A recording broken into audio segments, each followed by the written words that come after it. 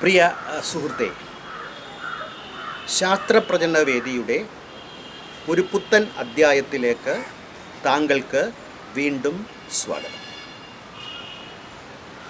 ജീവൻ ഭൂമിയിലെ ഒരു അത്ഭുത പ്രതിഭാസമാണ്. നമ്മുടെ ശരീരം നമുക്ക് തന്നെ അത്ഭുതം ഉളവാക്കുന്നവയാണ്. എന്തിന്? നമ്മുടെ മനസ്സ് ഇന്നും നമുക്ക് അതിനെ പൂർണ്ണമായി മനസ്സിലാക്കുവാൻ സാധിച്ചിട്ടില്ല.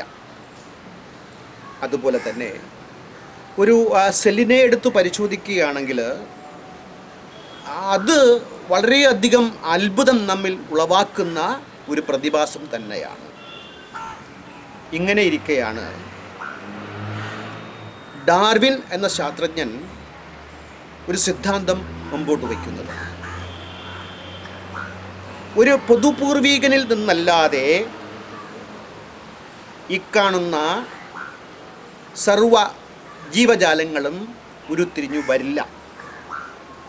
എല്ലാ ജീവജാലങ്ങളും ഉരുത്തിരിഞ്ഞു വന്നിട്ടുള്ളത് പൊതുപൂർവീകനിൽ നിന്നാണ് എന്നുള്ളതാണ് ഡാർവിൻ്റെ പരിണാമ സിദ്ധാന്തത്തിൻ്റെ അടിസ്ഥാനം. ഈ പരിണാമ സിദ്ധാന്തത്തിലെ പരിണാമത്തിലേക്ക് നയിക്കുന്ന മെക്കാനിസങ്ങളെയാണ് നമ്മൾ ഇന്ന് ചർച്ച ചെയ്യാൻ ഉദ്ദേശിക്കുന്നത്. ജീവനും ഭൂമിയും മനുഷ്യ ശരീരവും മനുഷ്യ മനസ്സും സെല്ലും ഒക്കെ തന്നെ അതിശയമായി തുടരുമ്പോഴും പരിണാമ സിദ്ധാന്തത്തെ ശാസ്ത്രലോകം എല്ലാവിധ തെളിവുകളോടും കൂടി അംഗീകരിച്ചു കഴിഞ്ഞു. ശാസ്ത്രലോകത്ത് പരിണാമ സിദ്ധാന്തത്തെക്കുറിച്ച് യാതൊരു തർക്കവും ഇല്ല. തർക്കമെല്ലാം ശാസ്ത്രലോകത്തിന് പുറത്താണ്.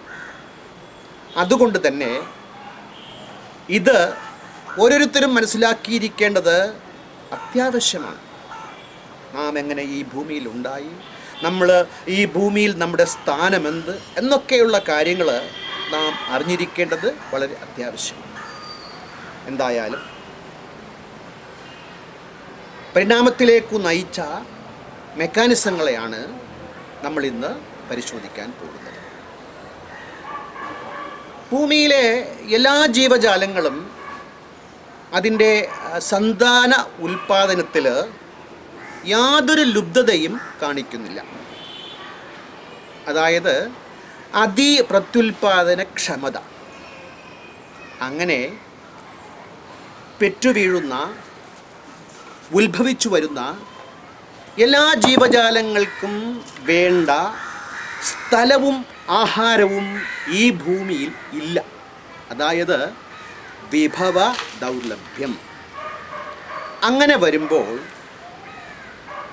ഒരു ജീവിവർഗത്തിലെ വ്യക്തികൾ തമ്മിൽ അതിജീവനത്തിനായി മത്സരമുണ്ടാകും. ഈ മത്സരത്തിൽ ചില ജീവികൾ മാത്രമാണ് ജയിക്കുന്നത്. അവർ ജയിക്കാൻ എന്തെങ്കിലും പ്രത്യേകം കാരണമുണ്ടോ? അങ്ങനെ കാരണമുണ്ടെങ്കിൽ അതെന്താണ്? അതൊന്ന് നമുക്ക് പരിശോധിക്കാം. ഒരു ജീവിവർഗത്തിലെ ഓരോ വ്യക്തിയും അതുല്യമാണ്. ഒരുപാട് സമാനതകൾ ജീവികളിൽ ഉണ്ടെങ്കിൽ തന്നെയും വ്യതിയാനങ്ങൾ വ്യക്തിയുടെ പ്രത്യേക ലക്ഷണമാണ്. അത് ഒരു ചെറിയ ഉദാഹരണത്തിൽ കൂടി നമുക്ക് എളുപ്പം മനസ്സിലാക്കാം. ജിറാഫ്. ഇന്നത്തെ കഴുത്തിന് നീളം കൂടിയ ജിറാഫ് പോലെയല്ല അതിപുരാതന കാലത്തുണ്ടായിരുന്ന ജിറാഫുകൾ. ഈ അതിപുരാതന കാലം എന്ന് പറയുമ്പോൾ പരിണാമത്തിൽ കാലയളവും കാലഗണനയും വളരെ പ്രത്യേകത അർഹിക്കുന്നു. നമ്മൾ ഒരു സംഭവത്തെ ഓർത്തെടുക്കാൻ നമുക്ക് സാധിക്കുന്നത് ഒരു 10, 50, 100 വർഷം മുമ്പുള്ള കാര്യങ്ങൾ നമ്മൾ ഓർത്തെടുക്കും. പക്ഷേ പരിണാമത്തിൻ്റെ കാര്യം വരുമ്പോൾ കാലയളവ് കോടി വർഷങ്ങളാണ്. നമ്മുടെ ഈ ഭൂമി ഉണ്ടായിട്ട് 450 കോടി കൊല്ലമായെങ്കിൽ ഇതിൽ ജീവജാലങ്ങൾ ഉരുത്തിരിഞ്ഞു വന്നിട്ട് 350 കോടി കൊല്ലം ആയി. 350 കോടി കൊല്ലം. 1, 100, 1000, 10,000, ലക്ഷം, 100 ലക്ഷം സമം 1 കോടിയെങ്കിൽ ഈ കാലയളവ് പരിണാമത്തെ സംബന്ധിച്ചിടത്തോളം വളരെ പ്രധാനപ്പെട്ട കാര്യമാണ്. ഇത്രയും കാലദൈർഘ്യം പരിണാമം സംഭവിക്കാൻ ആവശ്യമെന്ന കാര്യം നിങ്ങൾ മനസ്സിരുത്തുക. ഇങ്ങനെ മനസ്സിരുത്തിയാൽ മാത്രമേ പരിണാമത്തിൻ്റെ ഘട്ടങ്ങളെ, പരിണാമത്തിൻ്റെ രീതിയെ നമുക്ക് പൂർണ്ണമായി മനസ്സിലാക്കുവാൻ സാധിക്കുകയുള്ളൂ. ഞാൻ ജിറാഫിൻ്റെ കഥയിലേക്ക് വരാം. പണ്ടേ കാലത്തുണ്ടായിരുന്ന ജിറാഫുകൾ ഇന്നത്തെ ജിറാഫുകളെപ്പോലെ കഴുത്തിന് നീളം കൂടിയവ അല്ലായിരുന്നു. കുതിരയെപ്പോലെ അല്ലെങ്കിൽ കഴുതയെപ്പോലെയുള്ള സാമാന്യ കഴുത്തുള്ള ജീവിവർഗമായിരുന്നു പണ്ടേ കാലത്തുണ്ടായിരുന്ന ജിറാഫുകൾ. അങ്ങനെ ഇരിക്കെ ജിറാഫുകൾക്ക് കഴുത്തിന് നീളം കൂടി. ഈ കഴുത്തിന് നീളം കൂടാൻ കാരണം ഒരാളുടെ സ്വഭാവം, ഒരാളുടെ ആകൃതി, ഒരാളുടെ നിറം എങ്ങനെ ആയിരിക്കണമെന്ന് നമുക്ക് തലമുറകളായി DNA-യിൽ അടക്കം ചെയ്ത് ജനിതക കൈമാറ്റം സംഭവിക്കുന്നു. ജനിതക കൈമാറ്റത്തോടു കൂടിയാണ് നമ്മുടെ എല്ലാം തീരുമാനിക്കപ്പെടുന്നത്. ഇവിടെ ജിറാഫിൻ്റെ കഴുത്തിൻ്റെ നീളം അല്പം കൂടാനുള്ള സന്ദേശം ലഭിച്ച ജിറാഫുകൾ ജനിക്കുന്നു. പണ്ടേ കാലത്തുണ്ടായിരുന്ന ജിറാഫുകൾ താഴത്തെ പുല്ലുകളൊക്കെ കഴിക്കുമ്പോൾ വെള്ളപ്പൊക്കമോ പ്രകൃതിക്ഷോഭമോ മൂലം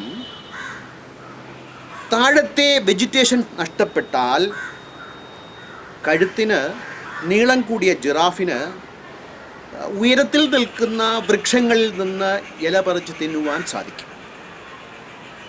വെജിറ്റേഷൻസ് നഷ്ടപ്പെട്ടു പോയ ജിറാഫുകൾ അവിടെ അന്യം നിന്നു പോകാനുള്ള സാധ്യത ഉടലെടുക്കുന്നു.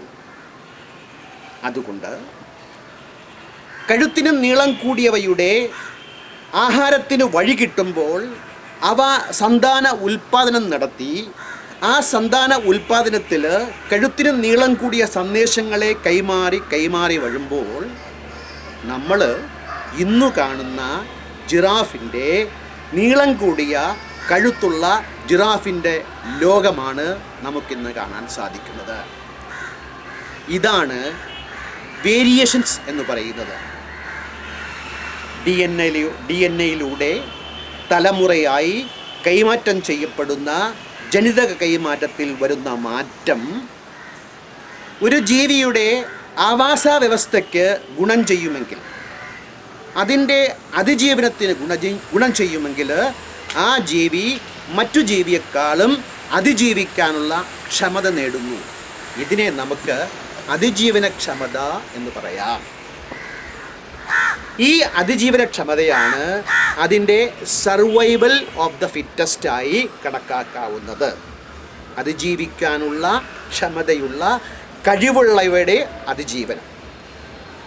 ഇങ്ങനെ അതിജീവിച്ച ജീവികൾ തലമുറ അതിൻ്റെ ജനിതകങ്ങൾ കൈമാറ്റം ചെയ്യപ്പെടുമ്പോൾ വേരിയേഷൻ സംഭവിച്ച് അത് ഒരു പുത്തൻ ജീവിവർഗത്തിൻ്റെ ഉത്ഭവത്തിന് നിദാനമായി ഭവിക്കുന്നു. നമുക്ക് എളുപ്പത്തിൽ മനസ്സിലാക്കുവാനായിട്ട് ഒന്ന് ചുരുക്കി നമുക്ക് പരിശോധിച്ച് നോക്കാം. ഒന്ന്, അധിക പ്രത്യുൽപാദന ക്ഷമത, വിഭവ ദൗർലഭ്യം, അതിജീവനത്തിനുള്ള മത്സരം, ജനിതക കൈമാറ്റം. ഈ ജനിതക കൈമാറ്റത്തിൽ വ്യതിയാനങ്ങൾ, ആ വ്യതിയാനം അത് ജീവിക്കുന്ന പരിസ്ഥിതിക്ക് അനുയോജ്യമെങ്കിൽ അവിടെ സർവൈവൽ ഓഫ് ദ ഫിറ്റസ്റ്റ്, അതിജീവനത്തിനുള്ള ക്ഷമത, അതിജീവന കഴിവ്, ഇതിനെ നാച്ചുറൽ സെലക്ഷൻ എന്ന് വിളിക്കാം. നാച്ചുറൽ സെലക്ഷനും പിന്നീട് അങ്ങോട്ടുള്ള ജനിതക കൈമാറ്റങ്ങളിലെ മാറ്റങ്ങൾ കൂടി ചേർന്ന് ഒരു പുത്തൻ ജീവിവർഗം ഉടലെടുക്കുന്നു.